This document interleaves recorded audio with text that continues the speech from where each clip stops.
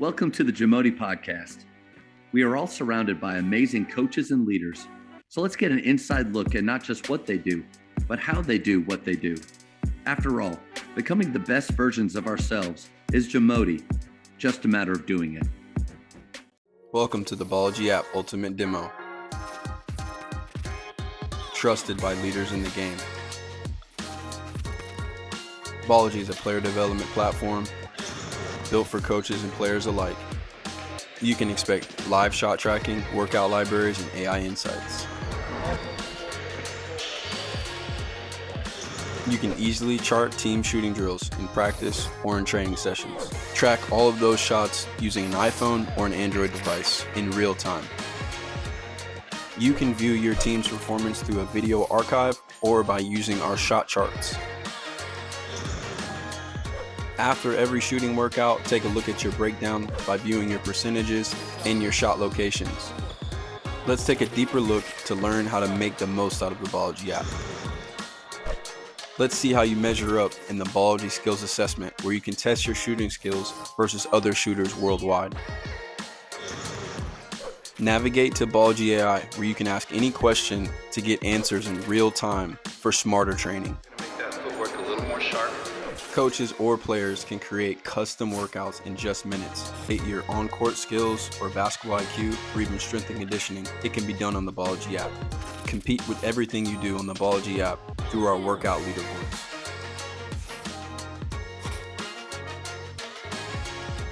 Elevate your game with the Ballology app. Download it for free today. Why don't you go ahead and get us started with your number one thing that you've borrowed, and after we go for a little bit, then I'll jump in with my number one, and we'll kind of go back and forth. That sounds great. The first one that I borrowed and have been using this really since the beginning of my coaching career is the performance evaluation system, which the first interaction I had with it was when I was a player, and it was Coach Kenny Hoffpauir, my high school coach. And his performance evaluation system was his analytics at the time, but it was a positive scoring system where, in essence, he took categories: field goal made, field goal miss. He gives a value to that: +1, -1, free throws +1, -1, steals +2, defense rebounds +1, and so forth. And what he always talked about was it was a positive system, which is something that I really liked. There was a few negative categories. You could get negative categories for missed shots, missed free throws, turnovers. But there was about 8 categories on his system that you could positively score. And so most of the time you're going to grade out in a positive manner. And I think what Coach did with that is he rewarded activity on the court. So a couple of the aspects of it that I really like is, if you're a volume scorer, that's really all you do. You go 15 for 30 from the field and get a 38-point night, make your free throws, plus minus on your field goals is going to be 0. Like, you're neutral still. And so you've got to find a way to get to the free throw line. You got to find a way to rebound the ball and do other things. And so I think, as we all see, scoring is such a celebrated part of the game that how do we sell our teams? How do we sell our players on doing different things and how much value they have in that? I've taken it over the years and made the things that are most important to me and maybe what style we're playing that year, and make sure that we just reward what we want to be valuable to our team. I love that. Use a system similar to that, especially at Faith early on, and really liked the idea of seeing productivity. And I think that's what it's talking about, is with the time that you have, what are you getting done on the floor? I get the plus minus and the different things. I like the idea of what you said too, of it's not just about scoring, because you're right. You can have a 40-50% night shooting on the floor, but that not necessarily translate to a big positive or negative. So you're really talking about your rebounds, your steals, your assists, charges. What do you get for that? So Coach was a +4 on the charge. So that was, +4. he valued that. Like he that. valued that. And so we added a category. So being here at Gordon, if you made a play that was just a great hustle play, we call them horns or lady horns, long horns. You can just name that category. And so the charge is with different ways to defend, walling up. The charge for us isn't going to be double the points of other things, but really like deflections is a huge thing in everything we do. So I really value those deflections. I think that's something that they can score a lot on. And what's neat is I think like you said it with your time on the court. You can have a kid come in and play 4 or 5 minutes, and if they get 2 rebounds, 1 assist, no turnovers, they're going to positively score. And you may have a kid in 28 minutes that scores the same amount. But again, now that it's the challenge we have. Like, and I think every kid, every family at the heart of it wants to be valued. They want to be valuable. And Yeah. so how can we really, with data, show them that you are valuable? There's a narrative there that we're creating through what's important to our program, but at the same time, they're going out there and doing positive things. So game's over. You get your stats either from yourself or through Huddle or something, and then you put them into the Excel sheet or whatever formula that you have. How do you share that with your players? What's that talk look like? So one thing I've done, just a little bit of a side note there, is I've tried to correlate, the VPS system that Huddle utilizes and all these different, the NBA analytics. We got a guy when we were finishing our time at Wayland Baptist in the math department to actually create me a spreadsheet that would give me an NBA rating of a player and try to compare it to what we were doing with just the kind of the old school positive negative system that we had.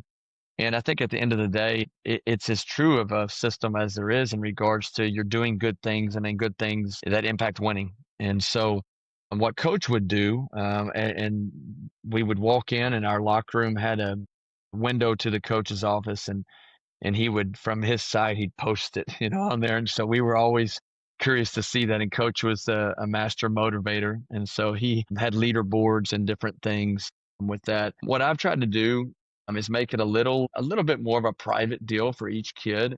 We're gonna let them see them. We're gonna hand them out and we're gonna celebrate it. And most of the time it is a positive system. But what I also don't want to do to a kid is create, shame, where they come in and they had a bad night. They're a -7. And I don't need every JV player in the program, every varsity player in the program walking by and seeing that. So I think, it's a balance of how we want to allow them to see that data. And sometimes we're just going to celebrate the highlights publicly and then maybe have the individual conversations. But it's, here's one of our charts right there, just of an individual game. And it's a pretty simple spreadsheet, but we're gonna do the individual game, and then we've got a spreadsheet created that then it creates averages and totals. And so it's kind of neat to see. Again, there's anomalies. You have a bad night, you're a better player than that. And again, one more way to show them, there's proof. One way that I ended up using it was because I went away from individually doing it throughout or after every game, although I liked the conversations we got to have. And I did it as a group, but you're right on the money. Like, wanted to be careful of the negatives and how we framed that and how we celebrated, because I actually think there's going to be some glaring negatives that, hey, everybody knew that Johnny stunk it up. He had 4 turnovers, couldn't make a shot, didn't rebound at all. There's not too much you really have to say, but there's going to be times where players that are typically positive have a bad night, and you can walk them through that in front of everybody, but in a way that I think honors them and also reinforces the fact that we're not going to be, even though this is math and is results from stats, we're not going to result always just on what that number looks like, because there are still ways like, Johnny, you didn't score well on this, but man, I really do think you played hard. I thought your energy on the bench when you're out, and the way that one of our guys was on the floor and you went over and picked him up, those are still things that you did well. I think we can almost emphasize the other things that don't necessarily show up on that plus or minus sheet when you see those guys that typically don't get minuses, when you see them in that column. Love that. And I think what you're talking about, it's probably the most challenging part and really the part that really I think I enjoy the most, which is taking individuals and a team through season, and the highs and lows of You're that. really good at that. Just so you know, I loved so much watching you at Faith take a team through, because only working camps with you and then doing a little select ball over the years, you're an awesome at a camp and you can do a clinic like nobody else. But actually watching you do that at practice after practice, it was incredible. So keep going. Sorry. No, well, I appreciate that, and I really do. I think that's the deep end piece of people and season and coaching, and I think it's such a there's a beauty to it. We talk a lot about the beautiful struggle, and I think there's such beauty to being able to gain self-awareness through all the different ways we do it. And I think like you said, the celebration piece. There's so many ways to take a game and slice it, and it's the psychology and all the things that kids need, we need as coaches, and how can we just keep moving this product, this team, these people forward. And we're talking a lot right now just of the process of who we're becoming. And I think this helps maybe for them to start seeing the game a little differently. I know here with these girls, they really got me excited about coaching them. They work really hard, but they're learning to kind of look at their daily performance and understand, I think, what value is, how that value is correlated to winning. And I think really, hopefully this process of performance evaluation actually builds kids. It builds them to understand how much more valuable they are than maybe the stereotypes of what sometimes, whether it's parents or just fans, see as why we're so successful is because this kid and their scoring. That's so far short of the true story. On that note, does this ever play into playing time roles? And if you have parent talks that inevitably are about playing time, do you use these numbers to sometimes justify decisions that you make? I think it's good to have data. I think that's what analytics have done for me. Is it's like another layer of trying to determine, am I self-aware right now of what, am I aware of what my team's doing? Is there data to back this up, to confirm, the instincts I think that I still value greatly, and how we put team together and feel.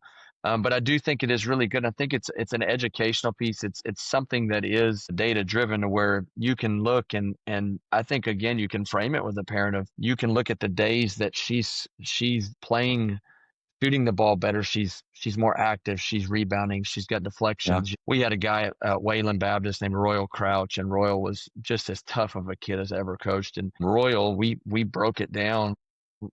Royal was such a coachable kid, but he was a 6'5" power forward from Gary, Indiana, that could just stop a hole in you when he wanted to as a player. Great forward.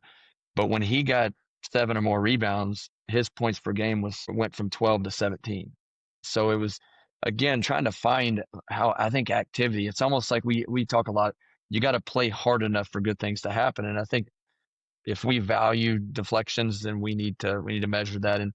But helping parents to understand productivity, what does that look like? And so I think these stats help. I mean, I never want to hide behind stats, but I think they can help educate. And another way that I still use my plus minus system is over at the end of the year. So you've seen these plaques that I had up at Faith where, there's the MVP, offensive MVP, defensive. We still do some traditional things like that. But when on a record board, the season record board, there was scoring system.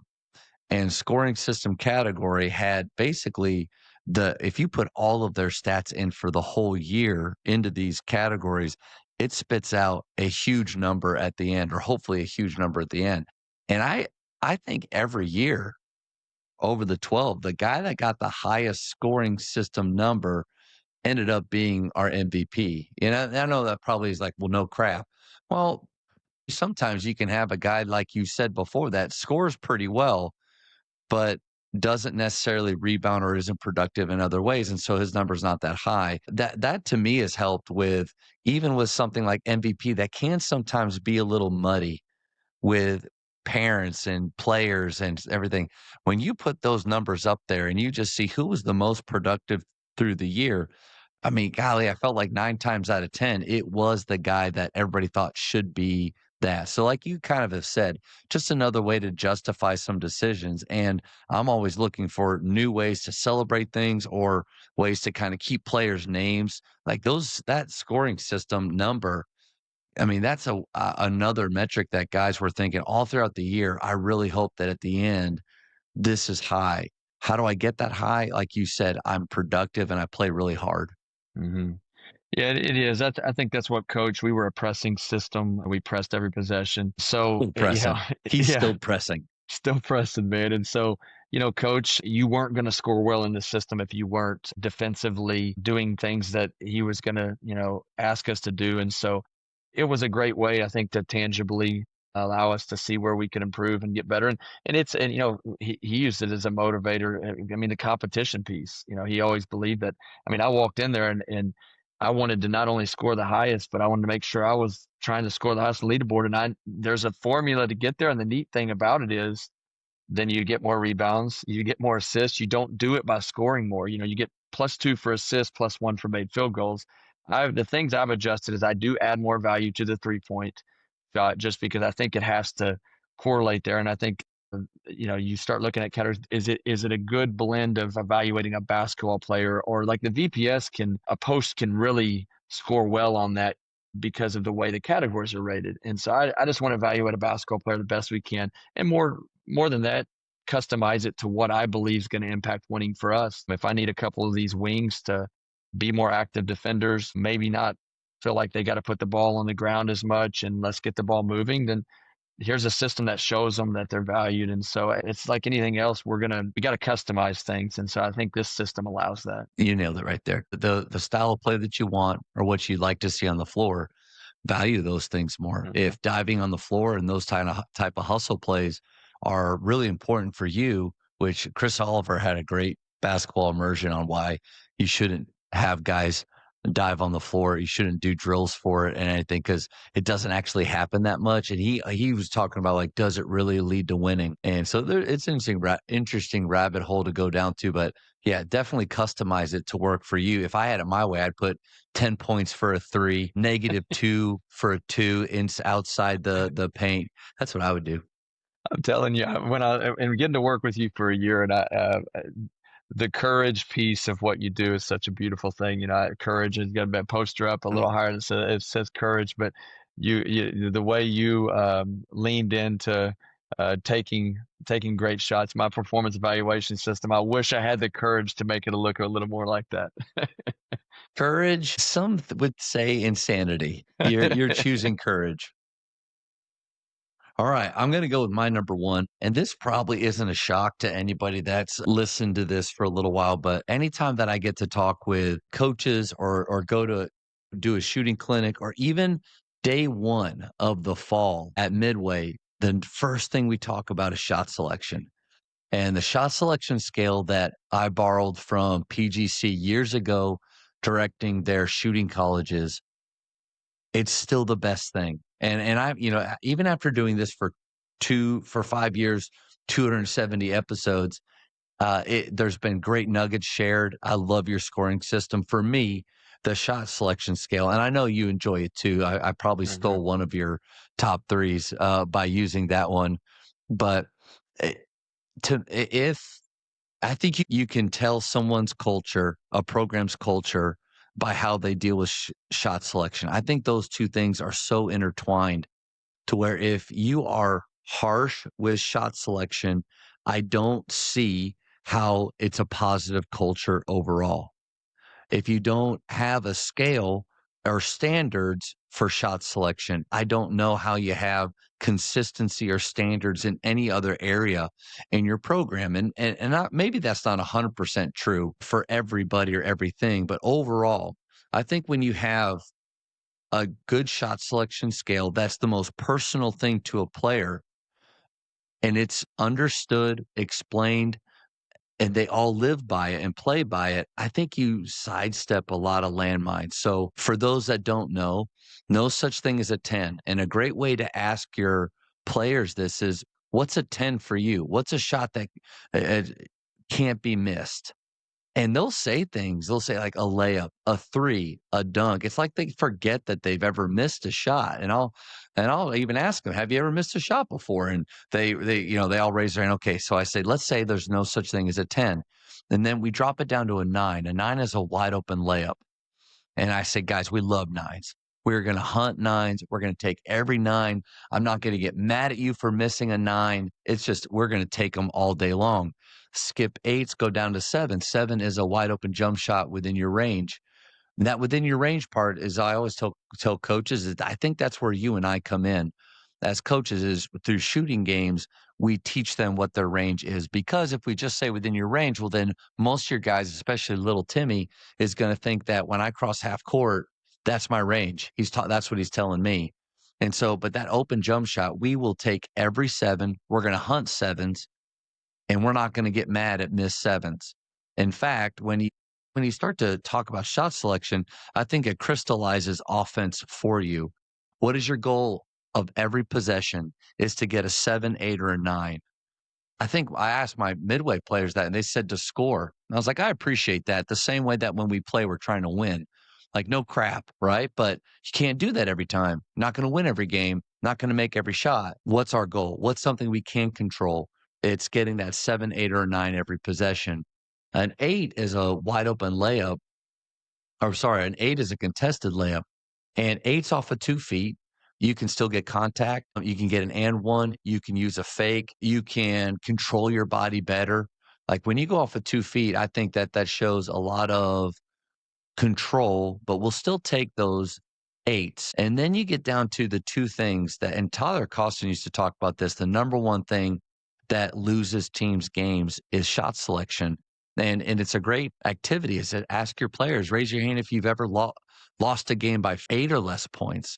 And a lot of guys will raise their hand, and he just says 8 or less points. That's shot selection. That's one bad shot a quarter. And so we get down to 5s and 6s, and that's what we say. What gets us beat, fellas? It's not blocking out. It's not turnovers. It's not transition D, even though all those things are important. It's controlling our shot selection. So a 6 is a contested jump shot.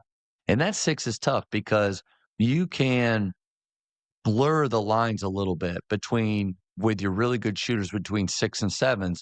And I think it's all about shot prep. So like already, coach, we've been able to weave a little bit from, all right, we're talking about shot selection. How do I get more 7s, get my shot preparation quicker, have my feet set, have my hands ready. And then we can even talk about throwing strikes, those Goldilocks passes. But when you eliminate those 6s and we lift and we attack, I think our shot percentage overall goes up because we're starting to only choose the 7s.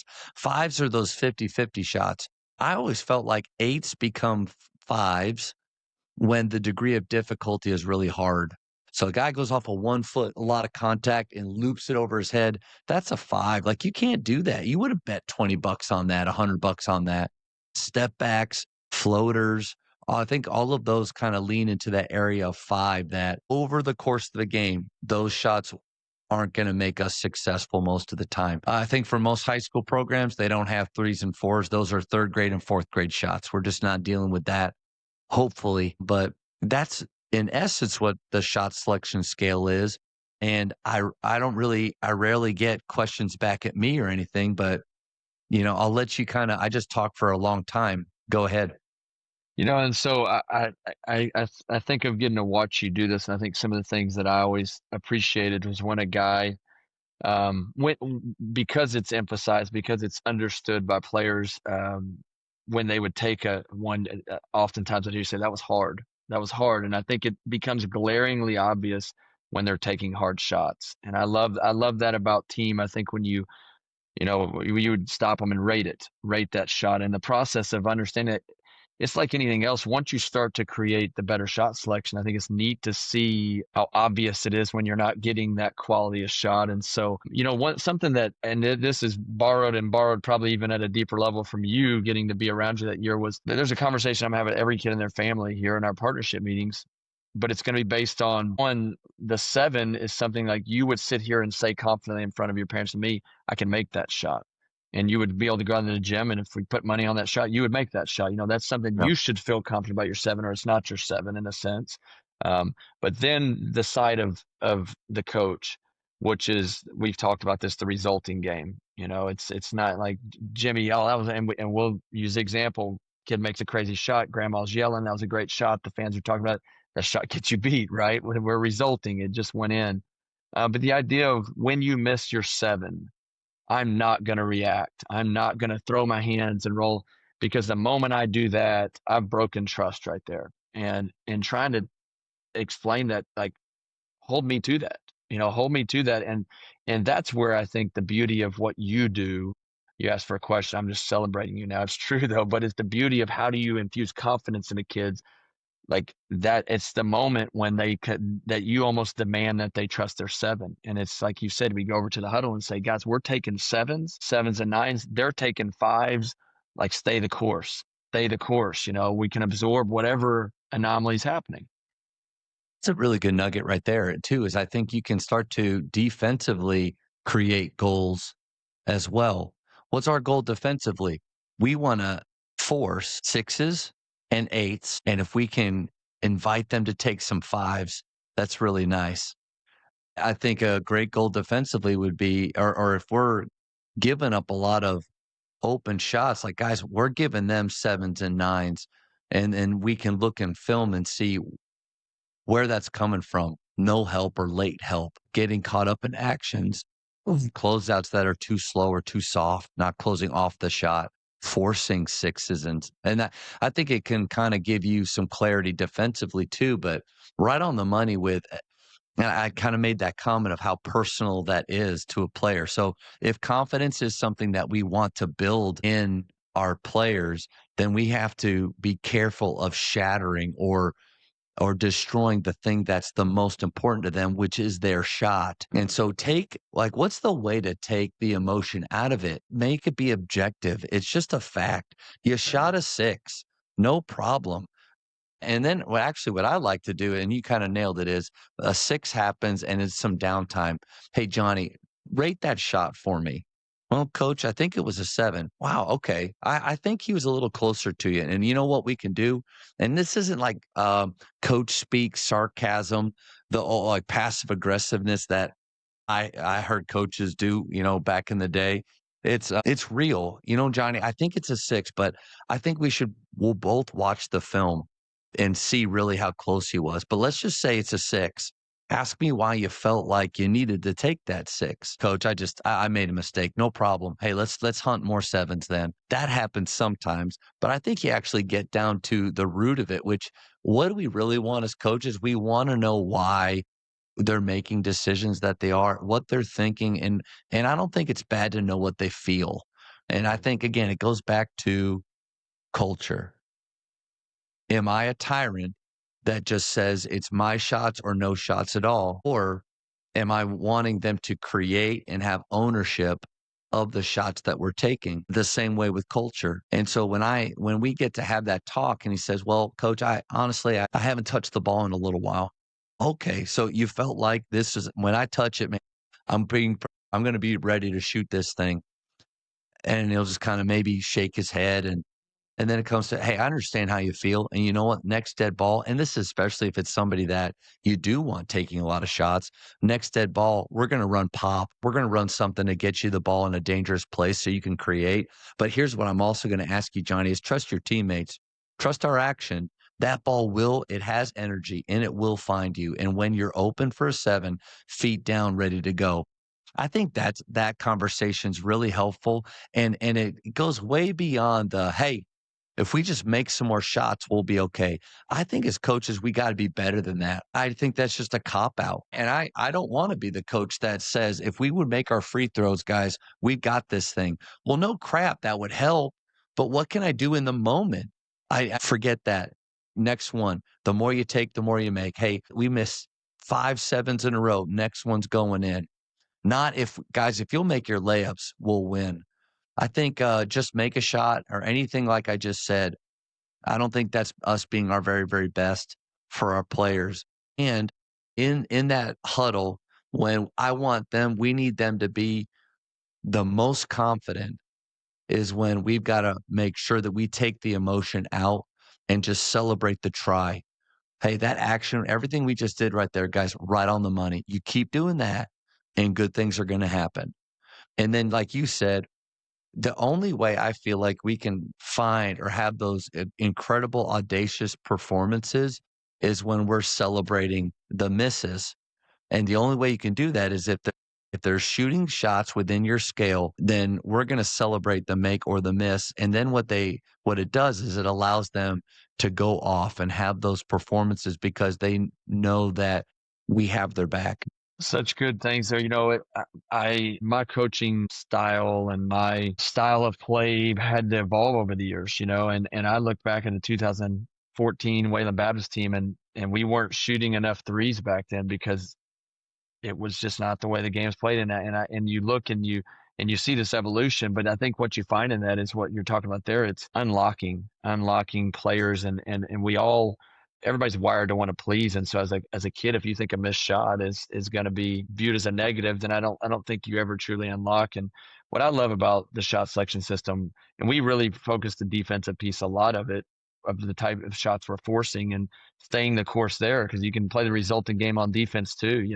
We didn't get the stop there, but did we force the right type of shot? And at the end of the day, it's a simple game. We want to try to get a great shot every possession, and then we want to force one or less difficult shots. But that's so broad. And so I think that's where it's that next layer of we've got to define that. And I think the shot selection system does that at such a clarity. Eliminate great shot, bad shot, good shot. Hey, only okay shots right now. That's a so-so shot. Eliminate all of that from our vocabulary, because players that you'll have 5 different players thinking they can do 5 different things. Huge for late in a game. Hey, only 9s right now. Only 9s. Okay, that means that we're not shooting threes. There's just we're not shooting anything outside of the paint. There's no guessing involved. And then a question that comes up sometimes with coaches is, what do you do if you have a guy that continues to shoot 5s and 6s? I think, first of all, 5s and 6s probably will keep you out of the game. What Bobby and I said, the best teacher is the bench. I don't like to use that teacher. I'd rather help them find a way to trust each other, trust themselves, trust our action, to value the one more, the hero pass, just as much as that 6 that you could have taken. But ultimately, you got to have guys on the floor that help you in the direction of the number one thing that loses games. Like, we got to have those guys that understand it. What are some games that are good?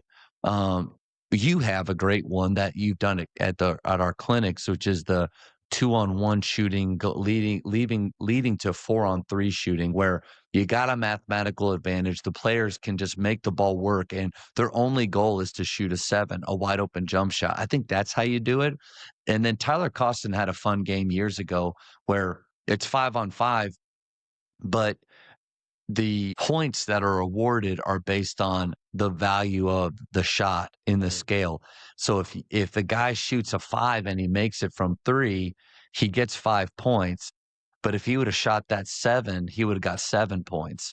If he shoots a 9 or a wide open layup and he makes it, he gets 9 points. So that's another way to value those higher shots. And if you really wanted to make it tough, you could say any 5s, or you're only getting 1 point if you make that crap. But I don't think I don't know if I would do that. I love that. I think that, the game in transition where you're counting on the clock, and the quicker you can score a number of points, you start thinking of the blend of like, get the 7 or 9 as quickly as we can type idea, but it's clarity, because it's over and over with those really good Wayland Baptist teams. At the end of it, it was about quality shot and great defensive possession when the shot went in. Right. When we got the stop, I'm resulting the heck out of it over there. There's just the reality of that was an area that I do think it's the neat part of learning more about the game and understanding really what impacts winning the most, and being willing to, stretch out of that. And I think that's the neatest part of all these things, is I can look back at major decisions I made in my coaching career that took change, I've always wanted to get better, but I'm really trying to find a way to gain more clarity in where we're headed. Like that. I think the moment that the light bulb really went on for me, and what this can do for players, and also make it more fun and make me a better coach for sure, make me better for them. Zach Postum up my first year at Faith. We're playing one of our rival schools, and we had a performance already in the year where we made 25 threes. Like, that team could really shoot. And he was one of our top 3 shooters. First half, he was 2 for 9, and he shot a large volume every game. But the 9 of those, the 7 he missed, they were open, really open, to where even I found myself going like, "Come on, Zach, like, what are you doing? That's a layup for you. Like, you should hit that." In my head, I'm thinking that. And he was so frustrated at halftime. And I'm not taking credit for this. It's all him and the selective amnesia that he had in that moment to only think about the good and forget the bad. But I said, "Hey, I know you're not happy with how you shot, but what's about to happen? Just based on your percentages, what's going to," he kind of shook his head and he's like, "Wow, I'm about to go off," because our motto is shoot to get hot, shoot to stay hot. Sometimes you got to go through some of those misses to get to 40%. But if you stop after you miss the first 3 or 4, you never get there and you have a lower percentage. But man, that guy, he went 8 for 8 from 3 in the second half, falling down on one of them because he was in a cramp. It was incredible. 10 threes made, but it was the choice that he made at halftime to where I don't care about the past. I'm just going to keep shooting. His good job on him for that. But I also think the shot selection scale allowed him to do that because he knew it's like what Doug Novak says. It's not that you have to make it, it's that you have to take it. And once you get your players firing like that, that's where those courageous performances come out, to where the opposing parents will come and say, "Your guys just shoot with such courage." And then obviously you throw that compliment right up back on the players. But I think that's one of my favorite memories with it. No, absolutely. It's a game changer. You could adapt it if you didn't believe in same style of play with the 3-point line. But I think at the end of the day, reverse engineer it. What type of shots do you believe are going to win games for you? And you need to place the highest value on that. I love the game of spacing and creating open looks, but you gotta have a system, or it's going to be vague and it's going to turn into resulting. And it's like they say on here, one of your guests said, missing's really normal, and so, the psychology of all those things I think are in such good practice through this system. Thank you for checking out today's episode. Please take a moment to subscribe to this podcast, share it with your fellow coaches, and find us on social media for what's coming up next on the JAMODI Podcast. It's just a matter of doing it.